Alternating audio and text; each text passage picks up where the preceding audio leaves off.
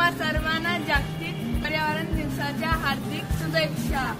तुम्ही बघताय हवेची तापमान दिवसेंदिवस वाढत आहे। आज 50 ते 40 डिग्री आहे तर उद्या 60 ते 70 डिग्री तापमान असू शकतं। थांबवण्यासाठी आम्ही एक झाड लावतोय, तुम्हीही एक झाड लावा आणि हे मेसेज पुढे फॉरवर्ड करा आणि पर्यावरण सांभाळा। झाडं जगवा, झाडं सांभाळा, झाडे जगवा।